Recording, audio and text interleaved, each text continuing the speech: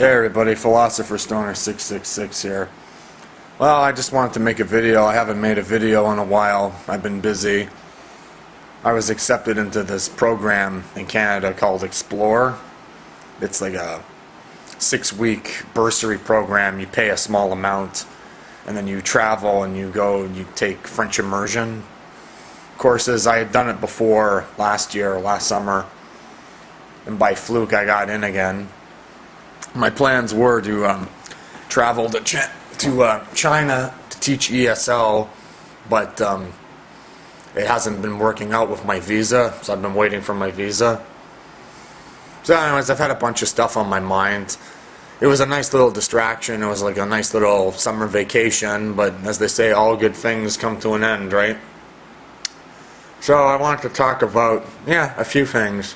I don't really know how I'm going to make them go in order, but it's really for my own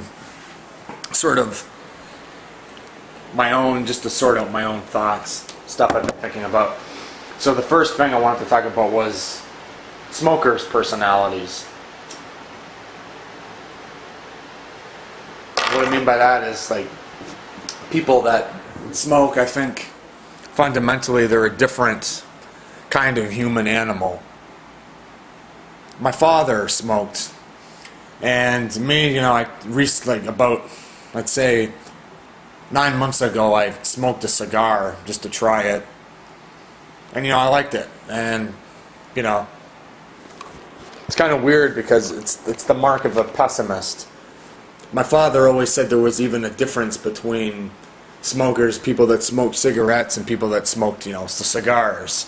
Said like the people that smoked cigars were more hostile, antagonistic, more getting into people's faces, and whereas like people that smoked cigarettes were more of sociable, but the same kind of thing. It's a kind of pessimism. It's a kind of death wish. And really, my only concern is the amount of money that I spend on it and not having it become like too habitual. But I got these things here. They're called Prime Times. They're like flavored cigars, and you know what? I like them, and I don't really care because I'm gonna die anyway. I've had suicidal thoughts, and I've never had the courage to act on them. So in a way, it's like committing a slow kind of suicide. But there was a blog post that I read that already sort of talked about that as vice being like this sort of slow suicide. So yeah, I guess that makes me a smoker personality. And there are lots of them out there. There are people, this one girl that I knew, she didn't really even smoke, but her parents smoked. And she would say she got cravings for cigarettes or whatever, but she never did smoke. But she had a certain kind of personality about her, like an edginess, attention that's out there.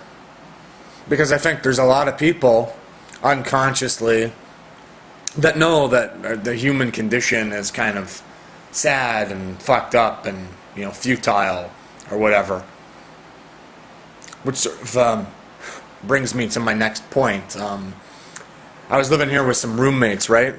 And me, I'm kind of like a hardcore atheist, and my other roommate was a hardcore atheist, and the other roommate was a fundamentalist Pentecostal Christian. Anyways, it was interesting. Nobody's beliefs were changed. I didn't convert anybody. It's not that you can convert somebody to atheism, but I didn't really change his mind.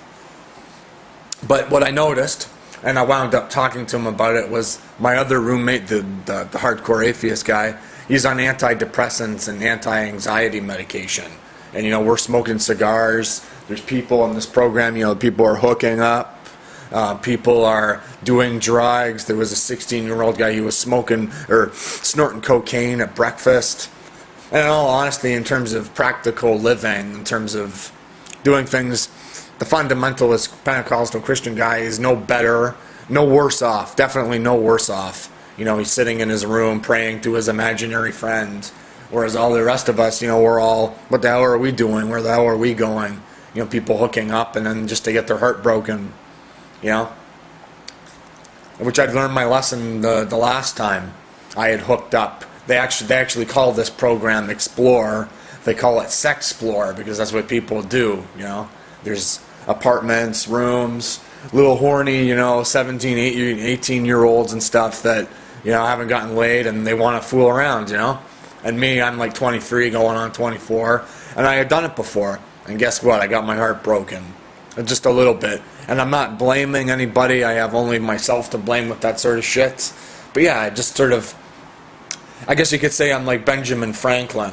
It's like, it doesn't make a difference. It's like this Christian guy, yeah, if that's what he does and that's what makes him happy, that's the lie drug he needs to continue living, well then that's the lie drug he needs. So really, what it brought me to was this quote, the Madame de Stael, where you have two choices in life between either boredom or suffering. And I would take that a step further, that the only two real choices you have in life are between self-delusion and self-destruction. So you can choose to believe in, a sky daddy and, your imaginary friend and God, and you think, oh yeah, everything's going to be okay, and pray and stuff. Or, you do drugs, you do stuff, you commit suicide, you do whatever, you smoke a cigarette, and slowly self-destruct. Now, I don't know, that's just taking it to a more extreme, because myself, I've never been bored. I can always find something to do, so I don't think it's the choice is either between boredom or suffering. I think it's, self-destruction or self-delusion. Those are our choices. Which sort of brings me to another idea that was on my mind. I noticed a lot in this program, and I've done a lot of these sort of traveling programs. I did one called Katimavik, which was like a 9-month volunteering program. And it was a good experience, but sort of I've been doing enough of these that it's sort of what brought me to this sort of way of thinking. Is that, you get really friendly with people, you think people are your friends, you try, you put your best foot forward. I didn't always put my best foot forward, but you try, you socialize, and in the end it all gets taken away from you anyway. Everything comes to an end. And I just started asking myself, well, I did all this stuff, all this struggling, all this striving, and at the end of the day, all you have to show for it is just another piece of paper or another certificate. And we're the lucky ones to have that. I'm pretty luxurious, so I guess it comes back to the simple life. Like a program like this was just sort of what I needed. That it can really help you out with any sort of feelings of depression. Because what do I have here? I have a couch with no cushions on it. If my camera is charging here, but I would go into the other room, and I have a bed, I have a closet, I have a desk, I have my computer, just like a single bed, one kitchen that I would share with like 4 other people. It's all you really need. And there's a sense of community to it. But yeah, like I said, I had done these sort of programs before, group living, volunteering, doing this and that. And it's just learning the same lesson over and over again. Like, went clubbing last night of this program, wore my suit, why not? YOLO, right? That's another, expression people are throwing around a lot these days, YOLO. Anyway, YOLO, we go to this club, get drunk, the whole bit. And in the club, there's all these songs about, partying and Pitbull, and you got the girls shaking around in bikinis, and the this and the that, and party, party, party, the party will never end, this and that. But see, that's the thing, is that one day the party will end, The party's going to come to an end, and it'll probably bite us in the ass. But I think it's sort of, we don't know what else to do. We're sort of like a deer in the headlights or something. And it's like, well, what else are you going to do? So it's sort of like, well, that's why my roommate's no better off, no worse off for believing in God. I mean, can you hardly blame people? I mean, can you blame people? Anyway, so really, like I said, that was sort of rambly, but bring me to my next point, that with living with groups, there's always the subtext of violence. And like I was saying before, there were people hooking up in this program, there's sex going on, stuff like that. And it's another issue we haven't really faced, is the issue of social redundancy, especially with men, because the fact is you don't really need as many men around. You don't really need as many of these penises around. You know? And that's sort of why I have the philosophy I have, why, you know, why lots of guys, they're out there smoking, drinking, doing stuff. It's because they're redundant. They're not really needed. Not really needed here. That when you think on a biological level, you only need one penis. One penis can inseminate multiple vaginas. And women hold the cards in the sex department. Not in other departments, not in terms of economics, but they control the sex, basically.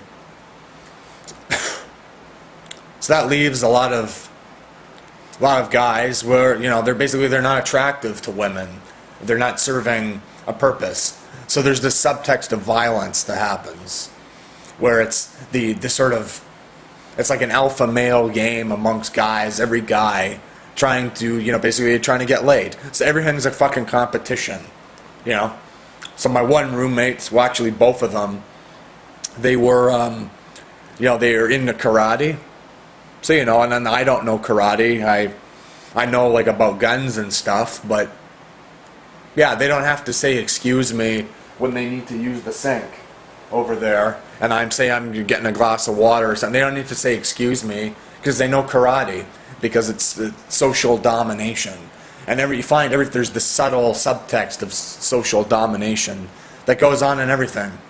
So really, it's like, I think as people, as a society, we're either going to have to go back to some sort of primitive sort of state, or go into some sort of virtual reality thing or whatever, because the competition's getting really, really intense. And, you know, you're going to wind up alone. You're going to wind up, at least in my case, yeah, you know, wind up alone, wind up in the cold. As soon as a guy that comes along that's better, you know, that's it, you're toast. And so that's why a lot of people, you know, they're socially redundant. So really, civilization has nothing but itself to blame, creating more and more socially redundant people like myself, like other people. And then that's why there's a lot of these, you know, pessimistic philosophies and stuff out there, is because, you know, socially redundant. That's why there's smoker personalities. That's why there's all that sort of stuff, if that makes any sense. And, you know, yeah, you know, I'm rambling on, but I don't really care. In about a week or whatever, I'll probably be in China. My visa will be sorted out, and I won't be able to make videos anymore for quite a bit. And really, I'm only doing this because there's nobody around, nobody to talk to, nothing to do. I was thinking about committing suicide again.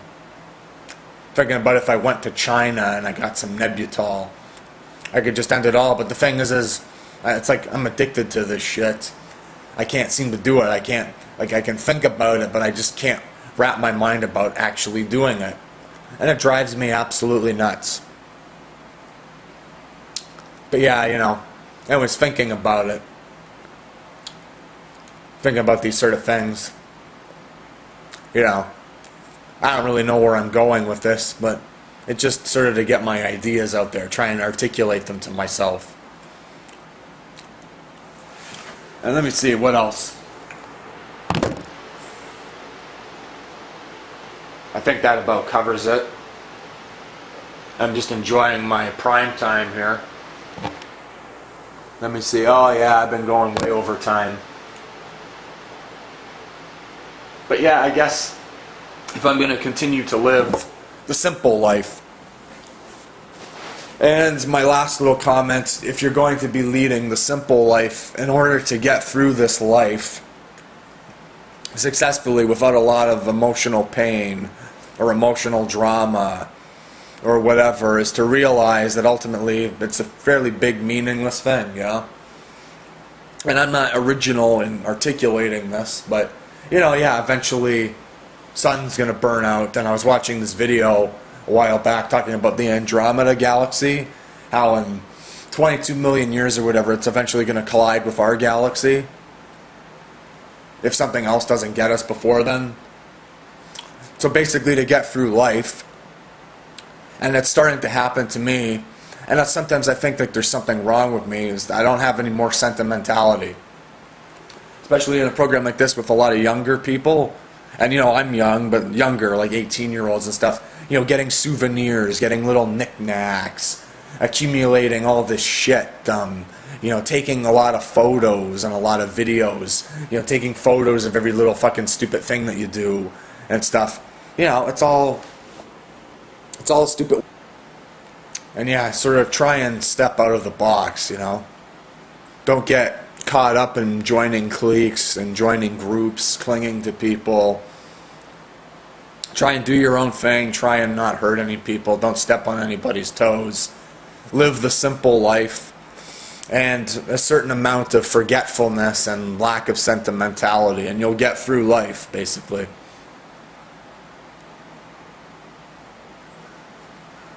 But yeah, definitely don't have a kid. Don't put them through this sort of shit. Don't make another fucking smoker personality. Anyways, I don't really know if I got the fan on here to make sure that the room doesn't stink of smoke. Anyways, yeah, by tomorrow I'll be back in French immersion, speaking French here in Canada. Anyway, Philosopher Stoner 666 out.